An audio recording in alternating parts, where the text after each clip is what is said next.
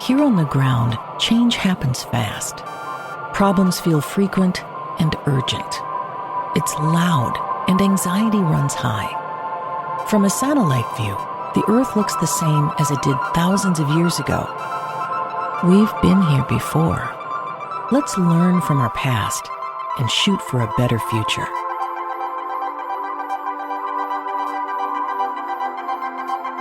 Hello and welcome to this week's episode of A Satellite View. I'm Todd Mikkelson, your host, speaking at you from Monday, July 20th, 2026, in the space and time continuum.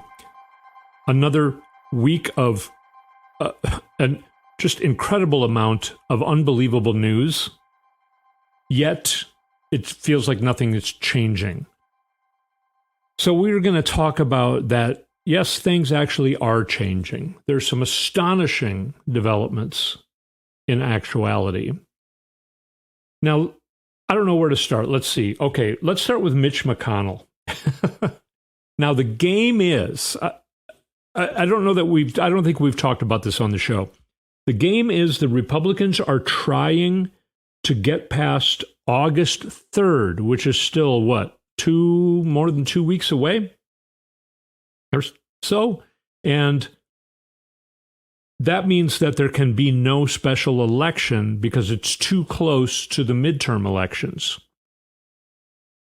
Now, if there was a special election held right now, probably the Democrats or Macy would win, the Republican who's trying to get the Epstein files passed. He probably would actually win. Now, also before August 3rd, Andy Beshear, the governor, could actually just anoint somebody because he's the governor of the state. But he's a putz, in my opinion. He went on public TV. He publicly said, 2 different state agencies called him and told him that Mitch McConnell died. So why is he not then appointing somebody? He keeps going on TV saying, I'm going to just, I don't know. I mean, Mitch McConnell, he's got to do a video. Mitch McConnell's not going to do a video because you know why? Because Mitch McConnell is dead. He's been dead for a month. You know it. I know it. Andy Beshear knows it. Everybody knows it. But Andy Beshear won't. This is the thing. The Democratic Party, this is why, I'm pissed at the Democratic Party right now. The leadership, if you want to call it the moderate part of the Democratic Party, I kind of never trusted Andy Beshear. I know everyone says he's great. He says great things. He's pretty good at messaging. But he's a little bit of a wuss job. I know he's in a red state, but I'm not trusting him right now because he should be appointing a replacement for Mitch McConnell until there's a special election, which he should call right now. Republicans are trying to get past August 3rd. And it is amazing when people put a microphone in front of Republican senators' faces right now. Josh Hawley, of all people, said, I think Mitch McConnell should tell us what the hell's going on.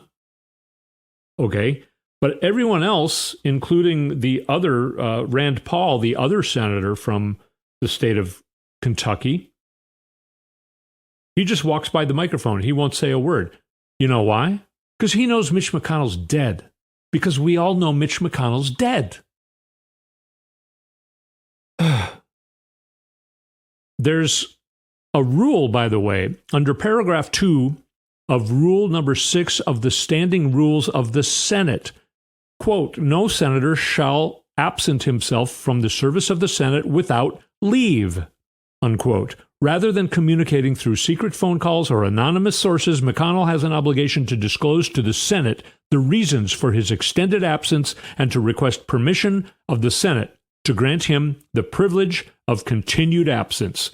Without that disclosure and request and without explicit Senate approval for his extended absence, McConnell has an obligation to resign. Those are the Senate rules.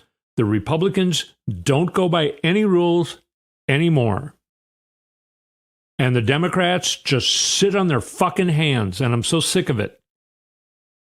The leadership, okay. Let's switch, because that drives me crazy. A lot of things are driving me crazy right now, probably you as well. Here's some good news, okay? Kate Conley is up against Mike Lawler in New York's 17th District. She is one example of a Democrat running against a MAGA Republican who falsely won in 2024. He's one of the districts. There were more than a handful, but not all districts, but more than a handful of districts that Elon messed with in 2024. Mike Lawler got in. He's a complete douche, non-human Trumper.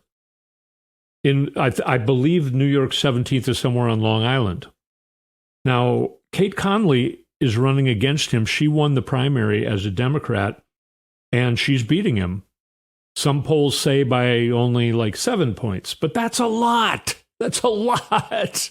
He's an incumbent Republican congressperson, and she's ahead by 7 points in the lowest numbers polls. I've heard polls that are insanely higher than that. And this is why the Republicans are so scared of the midterm elections, and why Donald Trump did this stupidity this week, but it did not work. We are going to talk about some details about that are pretty amazing. I think among some of the most amazing news of the week. But further in polling, there's a thing called double haters. They hate the Democrats and they hate the Republicans. Now, I don't know who these people are, because by this point, 10 years after Donald Trump, it's pretty easy to take a side. You take the side of being a human being, or you take the side of being a horrible, hateful swamp creature.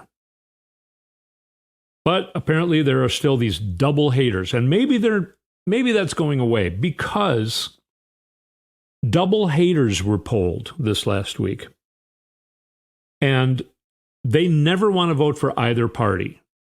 And apparently, I don't know, there's not really an independent party candidate. So I don't know what these people do. They just don't vote for the president in a presidential election. But anyway, double haters being polled, 55% say they're going to vote for the Democrats. That's pretty incredible, because normally they don't vote for either one. 55% of double haters plan to vote for Democrats up and down the ballot in 2026. Only 29% of double haters say that they will vote for Republican candidates. So polling is scaring the absolute crap out of the Republicans, and that's why they're, trying to cheat as much as possible. And by the way, there is more talk bubbling up about the 2024 election being stolen by Elon Musk. That is bubbling up, bubbling up, bubbling up. Here's another incredible thing. You heard about AI data centers. 6 in 10 Republicans are against AI data centers. These places are stealing all the electricity from all around the region. There's one town that's basically, their electric company is going to stop serving the town. I can't remember where. It's by Lake Tahoe, actually. They announced they're going to stop serving the town, and they're only going to serve the AI data center. Well, people are protesting. This last weekend, there were thousands and thousands, tens of thousands of people protesting against ICE. Okay, that's kind of usual. Very important. I'm not trying to diminish that, the importance of that. But there were also tens of thousands of people protesting against AI data centers. There's a woman who was a big leader back in the Tea Party days. She organized a huge Tea Party organization out east in 2009.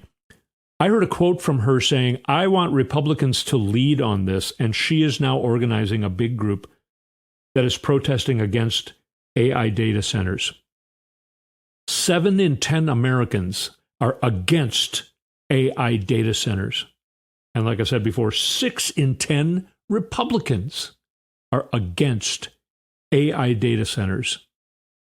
People are turning against these oligarch pieces of crap like Elon Musk and Peter Thiel, who, by the way, went the way of the Nazis and is now in Argentina, just like what a lot of the Nazis did in the 40s to escape being persecuted. And I think Elon Musk is going to go the way of actual Hitler and commit suicide in the basement at some point. And he's getting in pretty big trouble too, not because of money crimes, but because of his interference in elections in other countries. And I think it's going to come here as well. Let's see what else here. Oh, I'm going to throw this in because this used to make the news. There was a 7.3 magnitude earthquake in southern Mexico this week. Why are we not hearing about these? What did I say? Last week or the week before, there was an even bigger magnitude earthquake. These earthquakes are happening a lot. Gaia, Madam Earth, is pissed off and shrugging. And I'm afraid a lot of the human race is going to be shrugged off in her little tantrums. I'm going to save the most astonishing thing for the second part. And we're going to take a break very soon. And then I want to tell you about a couple things that I think are really astonishing. A couple funny things. For some reason, J.D. Vance is moving to Virginia to a whole different house. And Secret Service is done with him and Usha. They're complaining about how they want to, well, for this house that they found in Virginia, they used Air Force Two, or not Air Force, not Air Force Two, the helicopter, Marine Two, which costs between $18,000 and $24,000 an hour to operate. They went down to look at this house using that helicopter. They plan on doing things, and then the Secret Service has to, send somebody over to where they're going to go, get it all secured, do all this stuff, which of course is, again, paid for by taxpayer dollars. And then they'll say, oh, we changed our mind. We don't feel like doing that. Secret Service actually went to the press. This is, I think, a pretty big deal. Secret Service went to some journalists at the New York Times and reported on this. What broke the camel's back was apparently J.D. Vance getting that helicopter to fly his son to golf lessons. $18,000 to $24,000 ride that, 6-year-old got. Not holding it against the 6-year-old, but J.D. Vance is... And apparently people are all up in arms because Donald Trump was the first one to share a picture of the new baby. I guess Usha just had her baby in the last 10 minutes or something. Okay, another funny thing.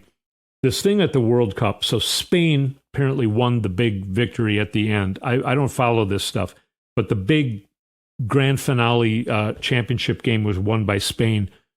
Donald Trump ran up on stage for the photo, and you can see he's wanting to shake the hands of the guys. We did a great job. I got that one goal.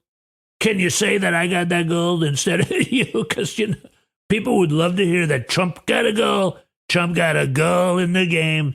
So I know it was you, whatever your name is. Can you just say, no, it was actually Trump, because everyone would love that Trump gets a goal. I'm going to keep the gold, the big gold. It's going to look great up there on a shelf up in the Oval Office. He runs up on stage trying to shake all these guys' hands at the big moment, right before they put out pyrotechnics and do the big photograph, the big victory photograph. Donald Trump standing in mid-stage, and you can see the guys shoving him, kind of politely, too politely in my opinion, but they're shoving him aside, trying to get him off their little stage. And then the FIFA president, whoever the fuck that piece of shit is, corrupt He runs over and tries to pull Donald Trump out of the photograph. The photograph is taken. The next morning, Donald Trump is photographed or photoshopped out of the photograph. And I would love to have been in the room when he heard about that. But I think maybe that never happened because I don't think he's being told anything anymore by anybody. So, yeah. Another funny thing, Pete KegBreath is offering gender-affirming care to the troops. But he doesn't realize it. He's going to do testosterone screening, and anyone who doesn't have enough testosterone, he's going to make them get more testosterone. That is gender-affirming care, KegBreath. I know you're too drunk to realize what the hell you're talking about. And wow, what a wuss job you are. Seems like maybe you found out that you don't have enough testosterone. I don't know if I have enough testosterone. I don't care. I don't care. I thought that he hated the trans people. I thought he hated gender-affirming care. But now the Pentagon is offering gender-affirming care to the troops under KegBreath. It's turning into such an absurd cartoon. It's as though the forces of light are working against the forces of dark, and it's just taking too fucking long. So now they're making it into a comedy act. But it's still driving us crazy. I'm sick of waiting. I know you are too. But so many things that we have felt are really coming to fruition. They really are. It doesn't feel like it often, but they really are. Let's take a short break and come back. I want to talk to you about what I think is some pretty astonishing news that happened just a couple days ago. When we come back, you're listening to A Satellite View. We'll be right back.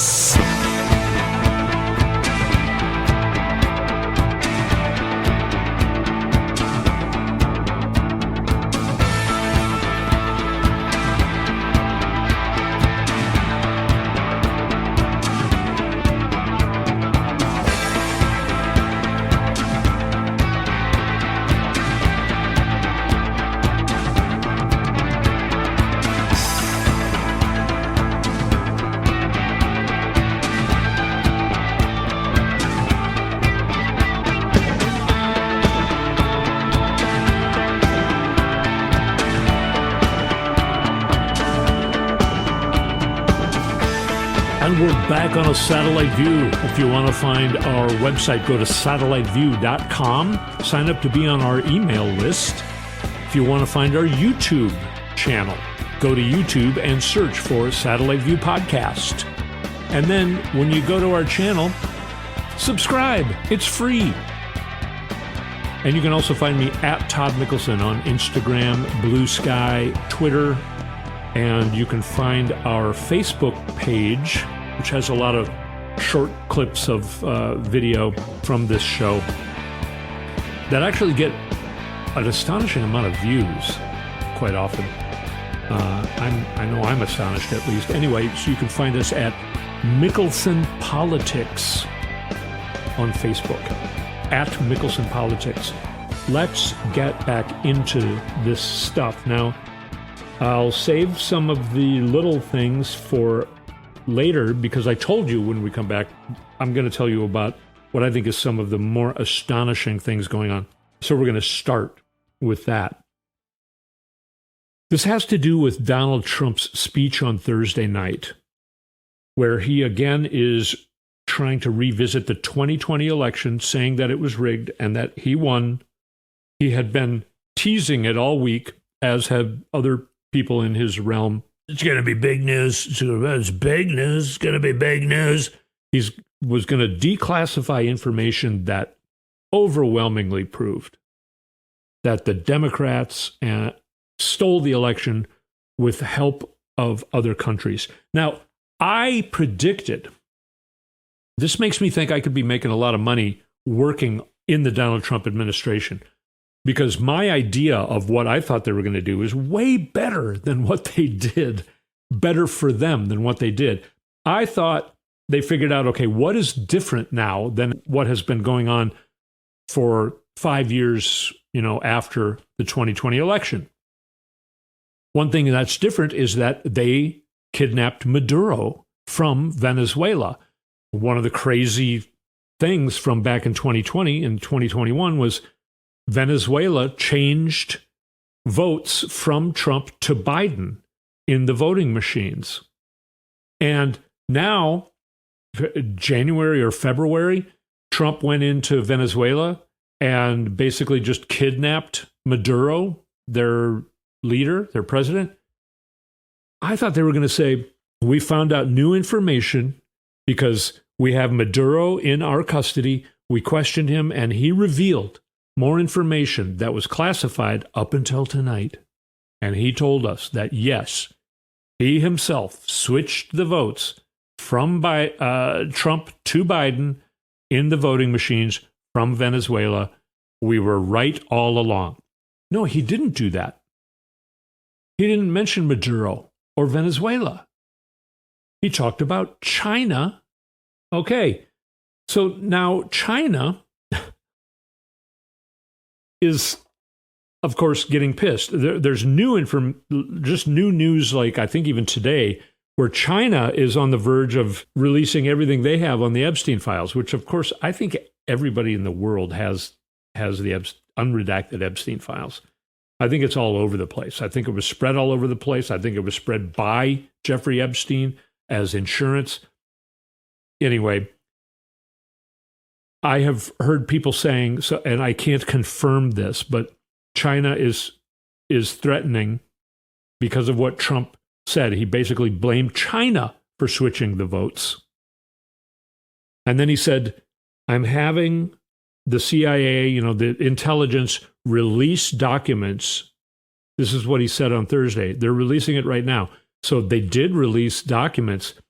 But another thing Donald Trump said, because he's so stupid, he said that the intelligence agencies in 2020 are responsible for not telling Trump himself or the American people about this classified information that China changed votes in the voting machines from Trump to Biden in 2020.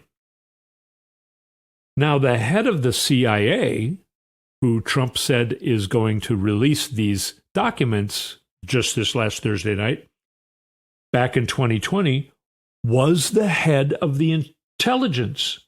He was head of the top intelligence agencies, overseeing all of the intelligence agencies back in 2020, because Trump is too dumb to realize it was the Trump administration was in charge of all of the election.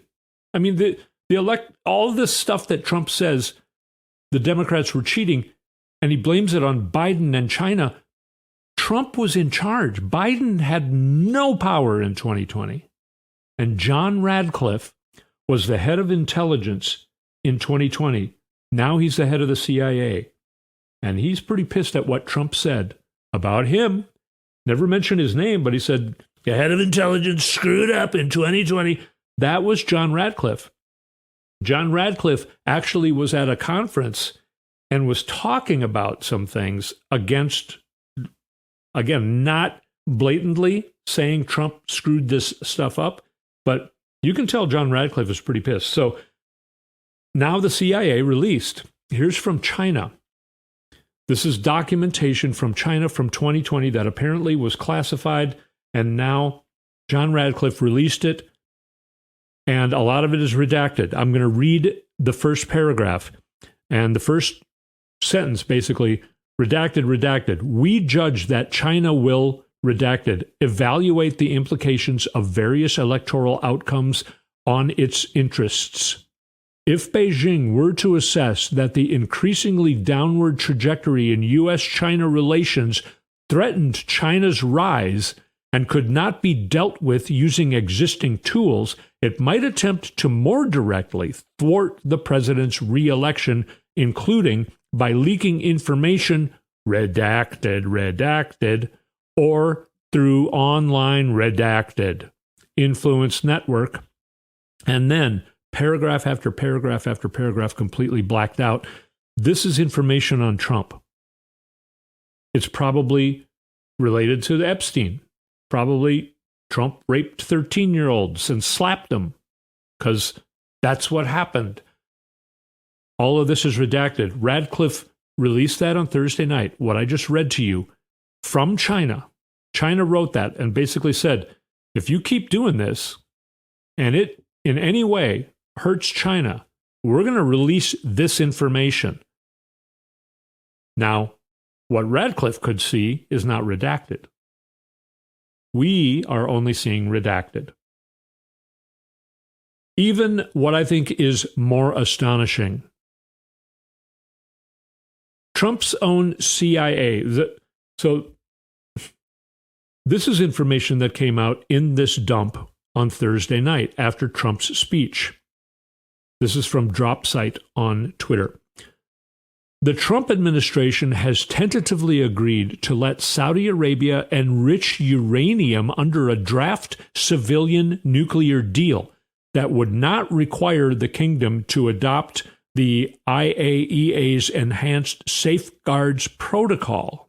The deal, negotiated in October 2025, remains unsigned by Trump. Nuclear experts warn it could give Riyadh, capital of Saudi Arabia, a pathway toward weapons capability. That means a nuclear bomb. While lawmakers have not yet received the agreement for mandatory congressional review. So CNN is reporting that this information was just released on Thursday by Radcliffe, by the CIA, that a deal was made last October that has not even been shown to Congress yet. This is the pay-to-play dealing that's been going on with Trump and Jared Kushner and what's his name? The other guy, Witkoff, with Saudi Arabia. Trump administration tentatively agreed to let Saudi Arabia enrich uranium under a draft civilian nuclear deal that would not require the kingdom to adopt these enhanced safeguards protocol from this agency. The fact that that has been released because Radcliffe is pissed that Trump is blaming him for the 2020 election, I don't think Trump realizes any of this stuff is going on.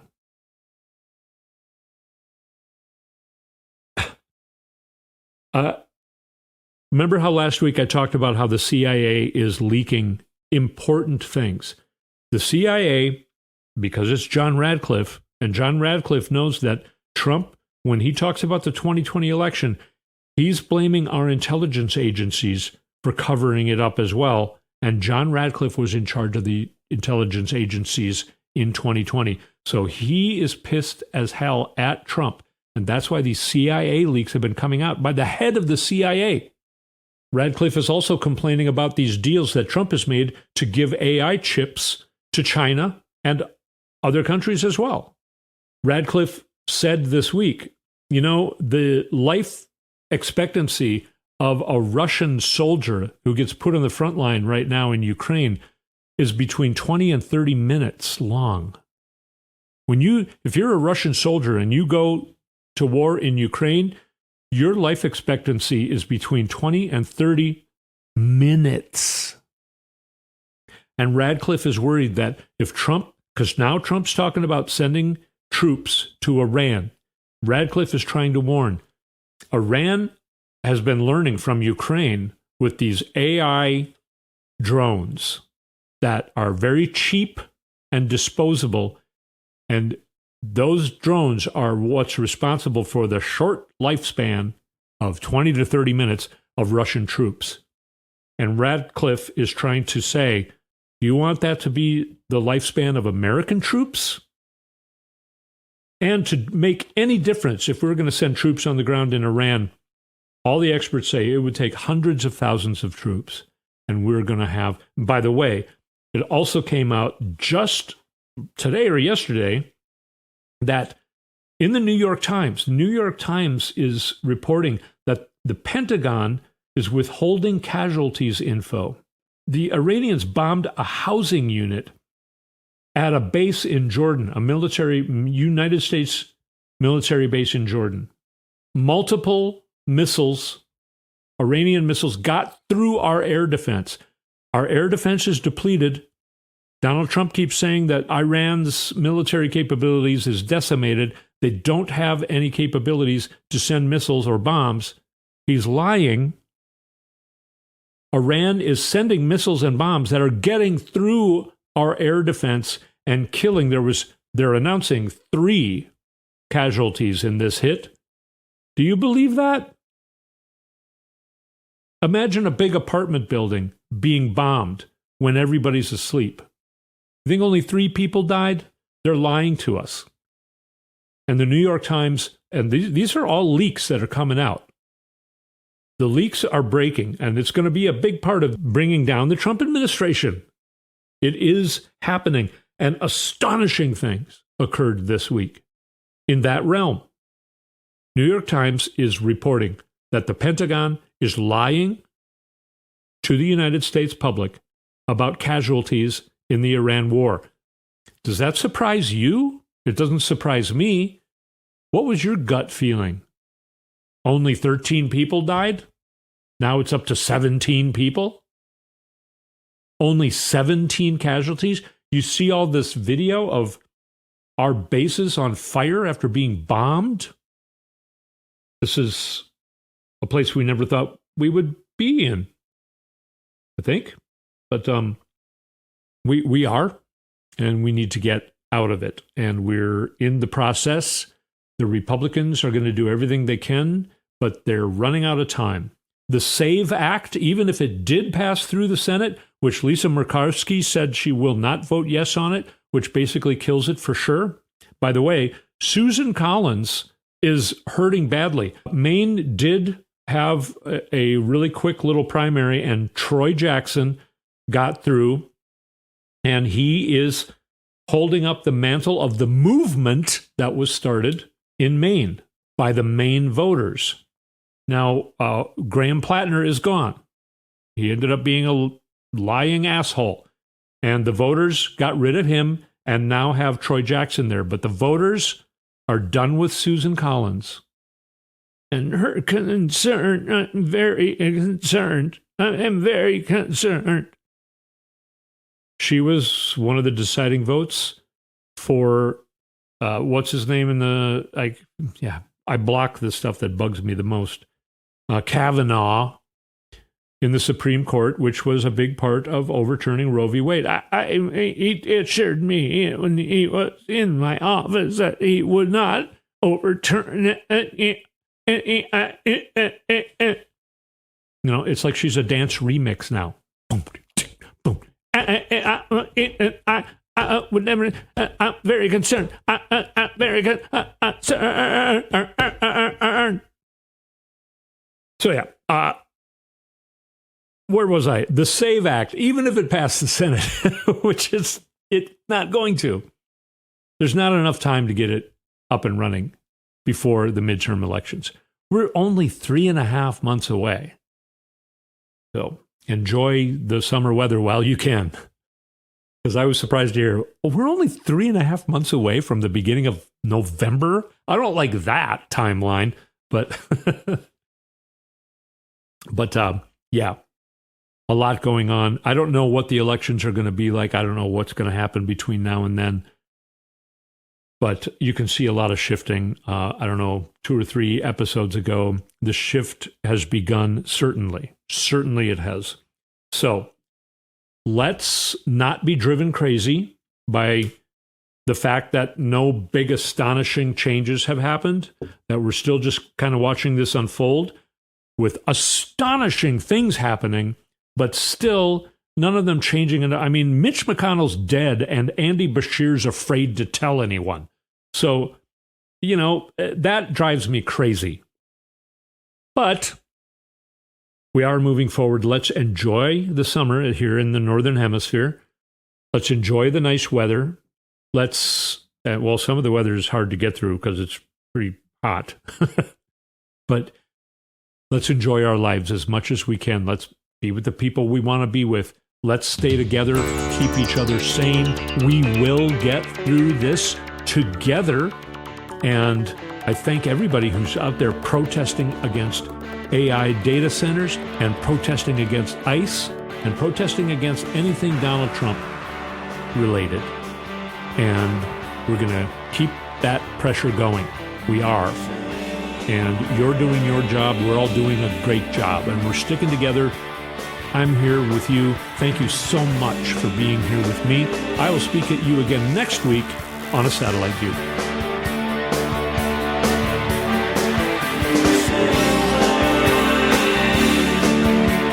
You've been listening to A Satellite View with Todd Mikkelson.